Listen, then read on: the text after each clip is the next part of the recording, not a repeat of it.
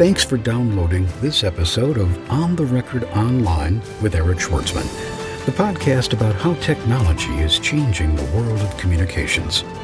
To subscribe to the podcast or share feedback, visit us online at ontherecordpodcast.com, on Twitter at ontherecord, or send email to ontherecordpodcast@gmail.com. My guest today is Shira Lazar. She is the host and executive producer of the weekly live interactive show and 24/7 news hub, What's Trending. She's also the host and creator of the talk show on YouTube, Partners Project. She was named one of the most influential women in technology by Fast Company, and Huffington Post's Women in Tech to Follow on Twitter. Shira, thanks for joining us. Thank you for having me.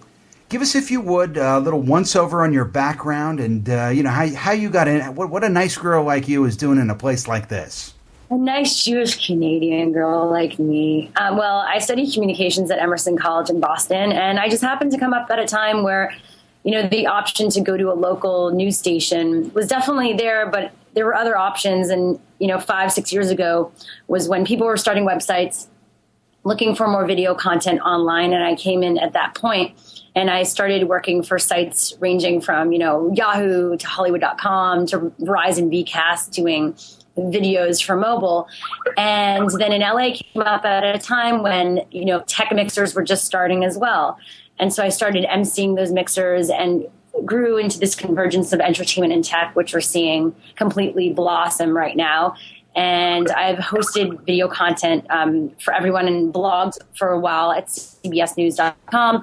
I also hosted the live streams for Grammys and Oscars the past 2 years. And now that has all culminated to having this live weekly show, It's Trending.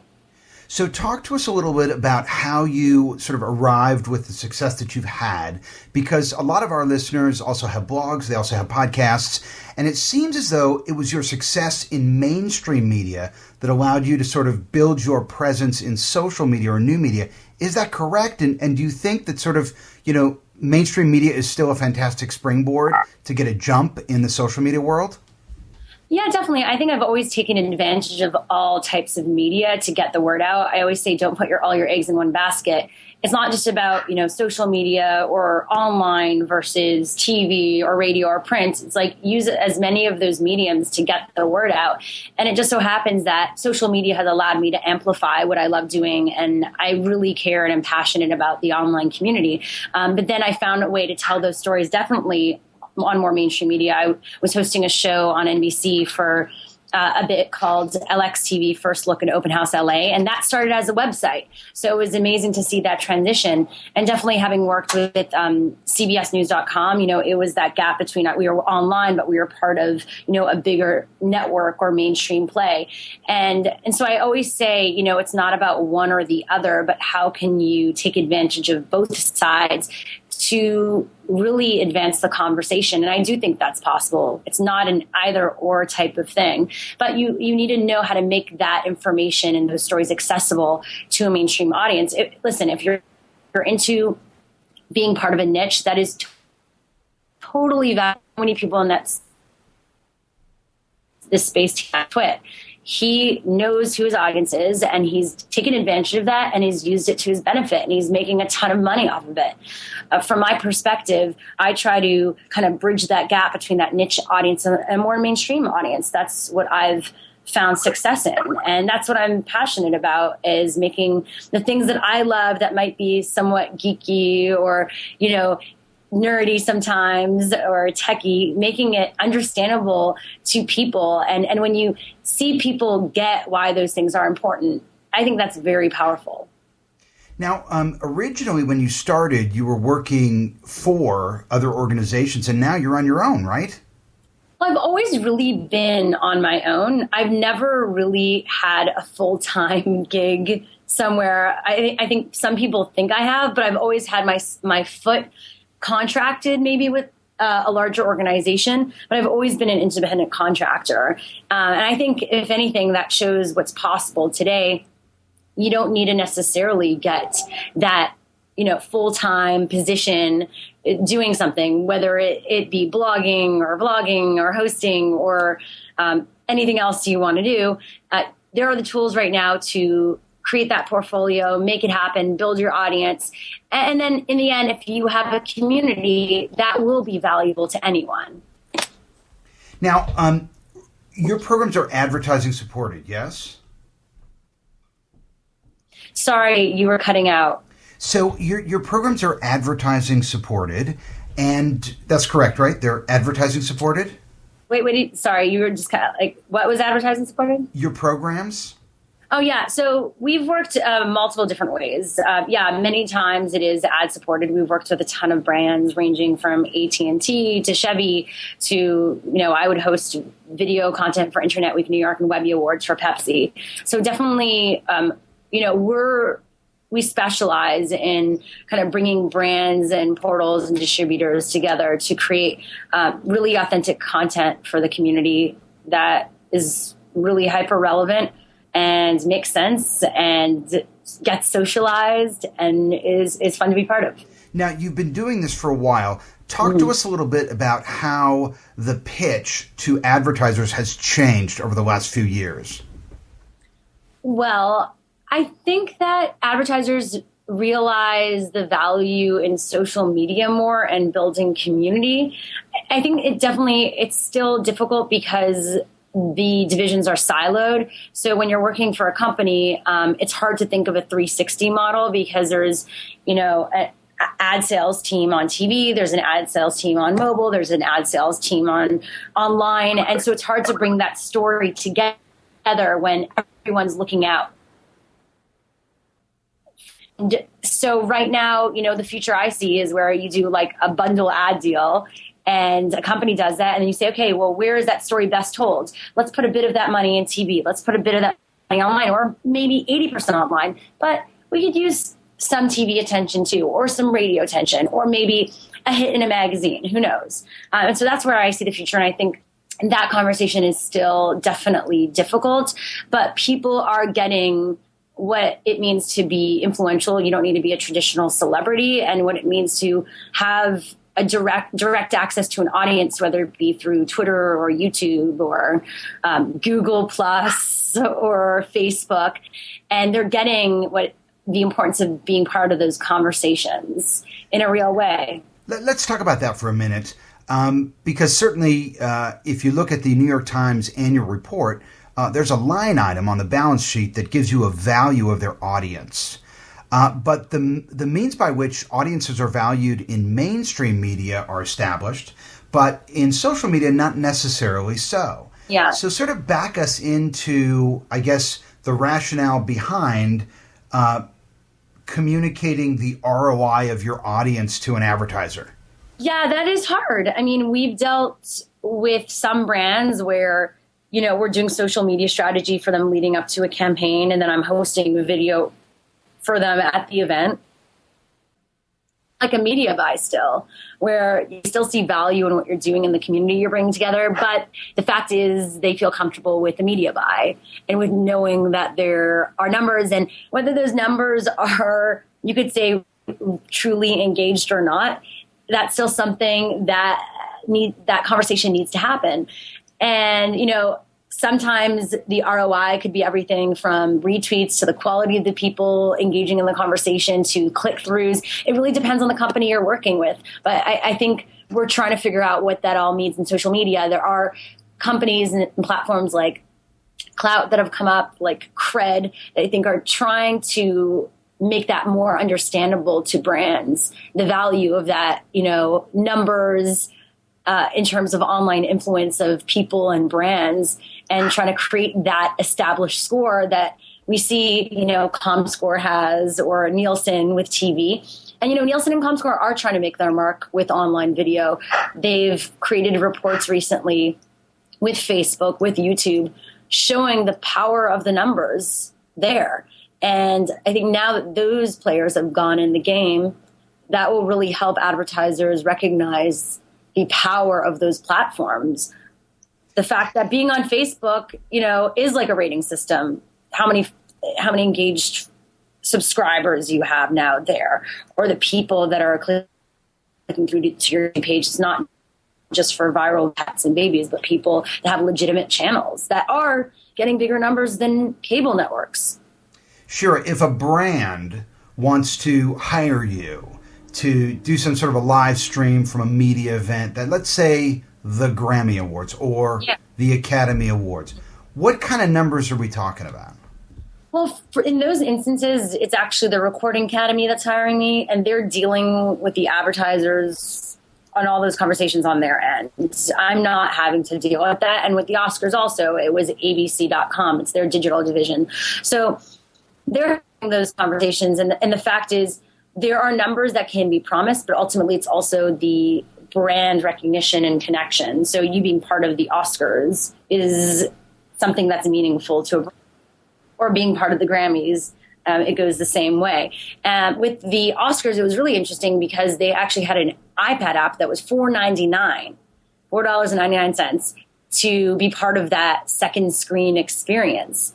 And you talk about $4.99 like it's so much money. It was, because I still think we're all trying to figure out how you market video content online and make people pay for it, because we're just used to getting things for free. And I mean, there are the subscription models, obviously, with Hulu and Netflix and everything, and Amazon. But in terms of an actual live show like that, or Justin TV and getting it for free, or Facebook Live. And so I was kind of surprised, being like, okay, who would pay for that when we're just used to going on a live stream for an event? It's sponsored. That's how they're making their money. But surprisingly, and unfortunately, they actually proved the model, and the sales were amazing for that. They actually, people bought it, and they made a ton of money off of that $4.99 app, and they proved that that can be done. When you provide something valuable for an audience that's definitely craving more, they will pay for that. And I think that proves that that model can be done. I mean, we see it for, I think, maybe sports, or MMA, or fighting. People will pay for pay-per-view or for specials. And I think we'll see that much more from possibly concerts or entertainment. So, you know, when we look at what television did to print media, or what radio originally did to print media, and then what television did to radio, and now we look at what's happening online in terms of coverage of social media, Mashable being, you know, the big outlet. But clearly it's text and it's easy to scan. And, you know, the challenge, obviously, with video content is it's linear, and you start at the beginning, and you have to really commit some time, you know, to get the stream going and get it playing, and you've got to stick around long enough to get some information. You know, it can be more of a challenge to find an audience. What words of wisdom can you give us about connecting with an audience on video versus connecting with an audience in print? Yeah, I mean, it's something that I think we all try to figure out, because the fact is, with print or with the written word, online specifically, you know, when you search it, it's more searchable, SEO driven, and all that stuff. And how do you create that attachment and stickiness to video?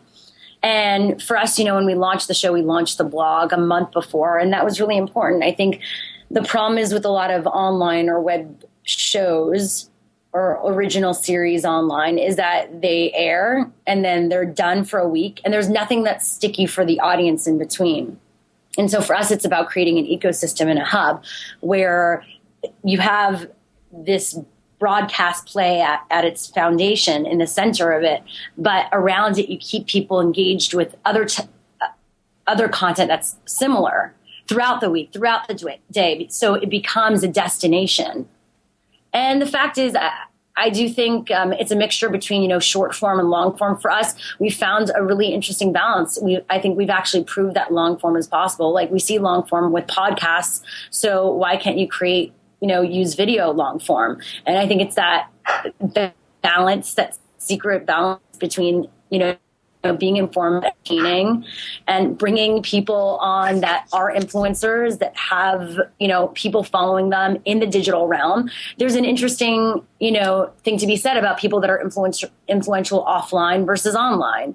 There's some people that you could bump into and you could say, oh my God, that person is amazing. But you could put them online in an interview and they might not get any views. So for us, it's about finding that combination of, the bloggers, the Twitter people, the Google Plus people, the YouTubers, the celebrities, and putting them all together in this, in this live stream to talk and create a conversation. And that's why we like to call it a talk show for the digital age. But then it's also about taking stories that are relevant, that are maybe being talked about, and for us going to the source of those things. So you're not just like reporting on it, but you're actually creating more conversation around it. Shira, you did a show about Steve Jobs, sort of a memorial show about Steve Jobs. And your program is streaming. It's also available on demand. Yeah. So the question is, that's news content for which there is not necessarily a shelf life. So it seems kind of risky to make news content. You really only got one crack at an audience. Sure, it's on demand, but who's going to go back and watch a news show? I mean, there's no classic CNN channel for a reason, right? So, I mean, it really seems like, that strategy of going after news programming where you really need to tap that audience while the news is ripe is certainly a great way to be in touch with an audience in real time. But it also seems like it's a lot tougher to build a library that you could leverage over time. No? I think that, look at any sort of programming that we all follow, we've become loyal to. I mean, look at Leo Laporte, look at, so there's a ton of personalities out there that have created programming that it could be timely, but yet we're dealing with issues that are still part of a broader conversation that is constantly evolving. And so the stuff we cover, isn't just necessarily breaking that day. We look at subjects that are the new water cooler topics. And so while things might have broken in the past few days near the time that we talk about it, they're part of bigger issues that society is kind of approaching it, like in the time, not just in the day that we're talking about it, but overall over time. And so we'll talk about everything from, fall TV and social media. And like, those are blogs that you might see on Mashable that you would share. They're not just good for that day, but it's an overall conversation that we're having in media of that intersection, what that means when we're talking about a revolution like in Syria or Occupy Wall Street. Yes, it's timely to that day. We're talking about what this means, a broader discussion. So I think it depends on how you decide to approach that content. And the people that we have talking about it are the people that you're following online who are talking about it. So to be able to see those people in person sharing their thoughts on it is valuable to us. These discussions need to be had. They're not just stories that necessarily we need to just see a 140 character tweet about. But there are things that people are talking at their dinner tables about, offline too, at conferences. And why not create an actual broadcast quality property around that? So let me go ahead and break the... And by the way, the Steve Jobs live stream was one of our top watch live streams right under Snoop Dogg, beyond even the ones we had when we were on CBS. Can you talk about the numbers, or is that something you can talk about? I'll just say overall our numbers are up. Okay. Our video numbers, our live streams are up since we left. So let's go at it and let's talk tech here for a minute, okay? Google Plus, do they have a chance at actually mounting a significant competition to Facebook? I think that's hard. I can't see my mom or dad on Google Plus. I just think the interface right now isn't very mainstream user friendly. It's more early adopter crowd. I mean, the engagement I think is great. I was on one of the recommended user lists, and I have now Google Plus subscribers, followers. But some of the people are following, like the quality of people are just random people I don't know. So I don't feel like that connection. It's like a great place to put out content, to create conversation, ask questions, but it's not like I feel like I could find my, best friend from 6th grade there. So that emotional tie that ultimately allows for real growth that Facebook has seen, it's not right there right now. I don't think it's going to get there anytime soon. So in last month's Wired, the product manager from Google's interviewed. It's a short little interview. Yeah. And in there, he suggests that they're going to try to integrate television into Google Plus so that you could watch TV on Google Plus and hang out with your friends while you're watching. So let's say, for example, they actually wind up being able to get the same programming you get from Verizon, Fios, and Time Warner, and all the cable guys, and they make it available on Google Plus, and they get a head start, say 6 months ahead of everyone else. Do you think that would be enough to make it a mainstream product? Yeah, definitely. You get entertainment on there that people are used to getting some, on a TV or somewhere they're familiar, then definitely it familiarizes them to a new space that they didn't know. However, look what, or possibly in Amazon and all these apps, they're trying to make that social viewing experience happen. And so everyone will have to go through possibly Facebook to either get recommended something or not, or they end up watching it through there and socializing it with their friends. So I think that will be the competition, whereas maybe the networks will do direct, Time Warner will make direct relationships with Google Plus. I could see Facebook doing, with the newer companies like Netflix and Amazon, all those negotiations. And so the people that are cord cutters will just head over to Facebook instead of Google Plus. But do you think this is sort of the beginning of the end of cable as a delivery channel for television? I mean, does TV ultimately move online? I think TV, TV versus online, it's just all a screen, and we're going to just have to decide where we want to watch it. Do you want to watch it on our living room screen, on our bedroom screen, on our laptop screen, on our mobile screen? And so the future of content I see needing to be available and everywhere. And I don't think it's necessarily, I think we'll call it a TV set, but it doesn't mean you'll be connected to a cable box. I definitely see that. I think we're a bit of the early adopter crowd. At middle America, there's still a ton of people even using rabbit ears still.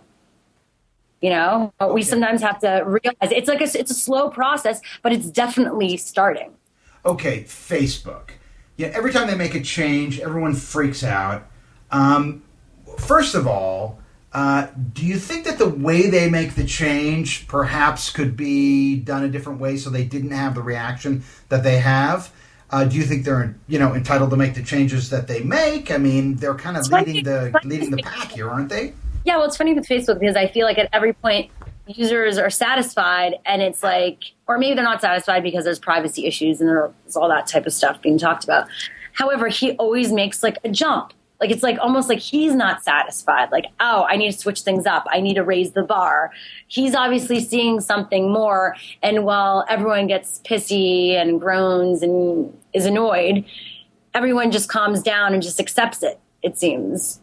Have you played with Profile? Have you played with the new timeline on Profile? No, I really don't. I mean, I haven't played. Like, the whole thing is like the timeline and then the other, like, there's too many things. I think at a certain point it becomes there's almost too much noise. I know they're trying to create different types of timelines so that it filters the noise, and you can go to one for like everything going on and one for more specific things and the actions and all that. I just feel like that sometimes it doesn't oversimplify it. Let me ask you a question. Let's say, God forbid, but let's say your house caught on fire, okay? And you only had 5 minutes to save something. What would you save? My house caught on fire? Your house caught on fire. All right. the things are in your home. What do you save?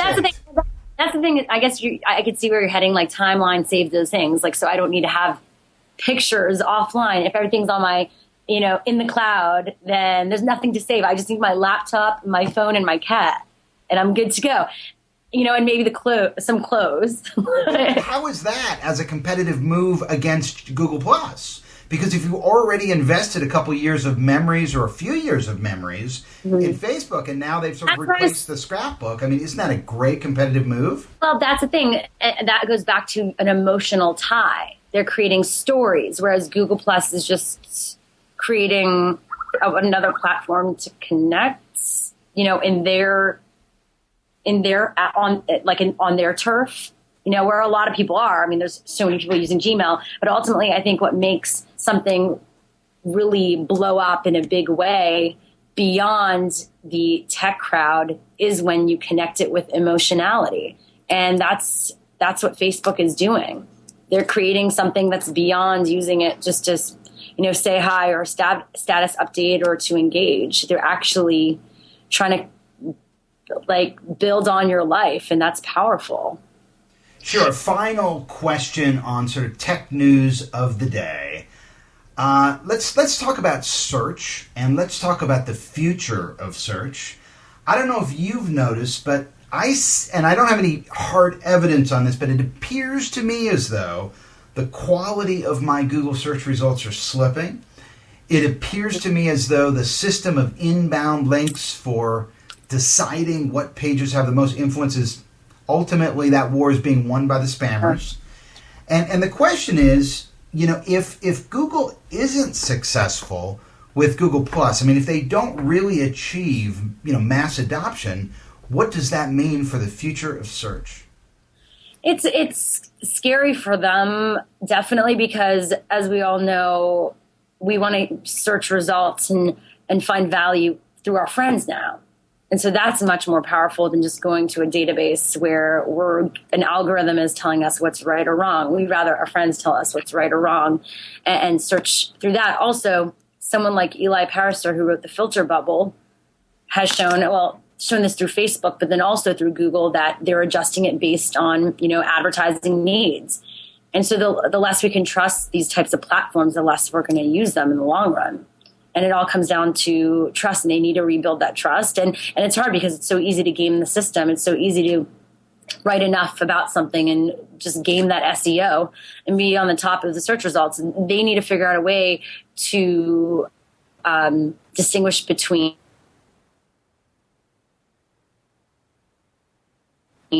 haven't figured out yet. Sure. Final question of the interview, and thank you so much for taking the time to do this. There's been some news with your company in the last couple of weeks, and I just, I want to give you a chance to just tell everybody what happened, because if we skate over it, I'm totally, listen, I'm very transparent and honest about everything. What happened? First, what happened. Yeah, and we mentioned this, in our first show back after this incident with Steve Jobs and CBS. We came out and we, wanted to apologize sincerely and deeply because it was something we didn't want people to think we were deflecting responsibility. What happened? What happened is that we were in the CBS newsroom. Someone got a call from CBS Radio and mentioned that Steve Jobs died. I was running into a meeting, told my managing editor, and told her to get on the story. And instead of her verifying it, she just tweeted it, and then afterwards I'm in my meeting and she comes in and says that she doesn't think there's a story there. She thinks it was just like a rumor that someone just heard something. Just like in the newsroom, listen, you hear many things, but doesn't mean you put it out to the public if it's not real. And so I go, if didn't happen, I don't see it online anywhere, then this isn't a story. Like, moving on, just gossip. And she's like, so. But he did, in fact, pass away. And then, so what happened? And so we retracted it. And a minute later, it was retracted in conjunction with, CBS telling us what to do. And then we were told just to hang tight and chill out till Monday and, kind of wait it through. And we didn't talk to anyone. And then Saturday morning, our blog was redirected, and Hollywood Reporter gets a scoop that CBS is cutting ties with us. And that's how we found out. And then a few hours later, we were terminated. How much in advance of his actual, passing away did the tweet go out? Well, he passed away last week, and that happened September 10th. I see. Okay, so it was significantly in advance. I thought it was closer to around when it happened. No. I mean, the fact is there's no room or tolerance for, whether you hear something. We all know journalistically or in any sort of process, you don't just overhear information. Our process with our company is we either, if someone has an article about something, we retweet it, or if someone said something, we'll retweet it, but we never put something out there making news like that. That's just not what we do. So it's really still doing the show. So are you shopping it now with other broadcasters? Yeah, definitely. Well, the thing is, we've built such a community, and there's so much value in what we're doing. We're the only ones doing it. We're like the premium property on the web, and the value in what we do. And so we continued it, and we continued to build the audience. We continued to get amazing guests. We have an incredible team and community. And so, yeah, we're talking to a ton of people. We are very fortunate Ustream and Livestream continue to be huge supporters and push us out there. And there's going to be a lot of news in the, next coming weeks. And the fact is a lot of people want to work with us. It's just a matter of us deciding what's the best fit. Well, it certainly is exciting to get a chance to catch up with you, Shira. So thank you for taking the time. Thanks so much, Eric. Watch What's Trending, whatstrending.com. You've been listening to On the Record Online with Eric Schwartzman, the podcast about how technology is changing the world of communications. To subscribe to the podcast or share feedback, visit us online at ontherecordpodcast.com, on Twitter at ontherecord, or send email to ontherecordpodcast@gmail.com. On the Record Online is hosted by Eric Schwartzman, an independent online communications consultant whose clients include the U.S. Department of State, the United States Marine Corps, the U.S. Embassy of Greece, the Government of Singapore, Johnson & Johnson, Toyota, Southern California Edison, the Environmental Defense Fund, and dozens of small to medium-sized organizations. For information about engaging Eric Schwartzman as a speaker, social media trainer, or digital strategist, visit www.ericschwartzman.com or send email to eric@ericschwartzman.com.